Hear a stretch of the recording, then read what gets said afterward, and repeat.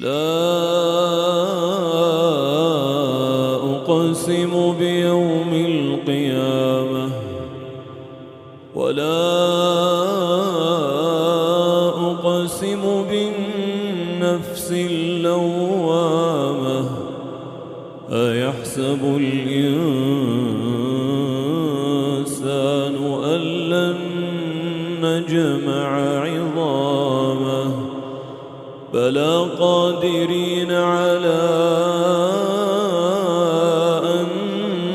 نسوي بنانه بل يريد الإنسان ليفجر أمامه يسأل أيان يوم القيامة فإذا برق البصر وخسف القمر وجمع الشمس والقمر يقول الإنسان يومئذ أين المفر كلا لا وزر إلى ربك يومئذ المستقر ينبأ الإنسان يومئذ بما قدم وأخر بل الإنسان على نفسه بصيرة ولو ألقى معاذيره لا تحرك به لسانك لتعجل به إن علينا جمعه وقرآنه فإذا قرأناه فاتبع قرآنه ثم إن علينا بيانه كلا بل تحبون العاجلة وتذرون الآخرة وجوه يومئذ ناظرة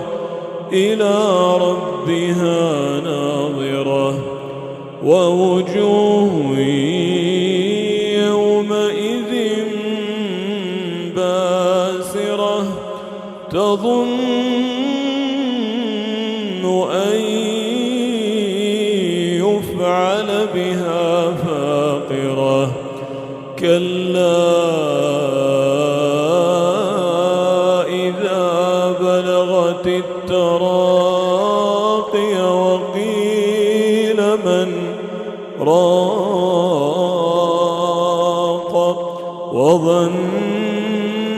أنه الفراق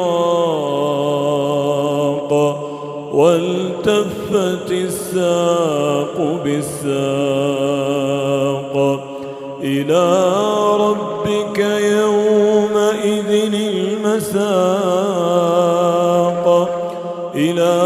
ربك يومئذ المساق فلا صدق ولا صلى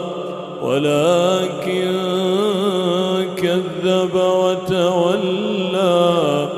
ثم ذهب إلى أهله يتمطى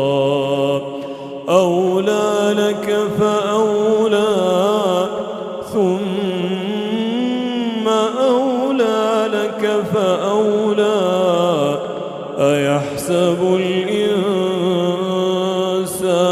أن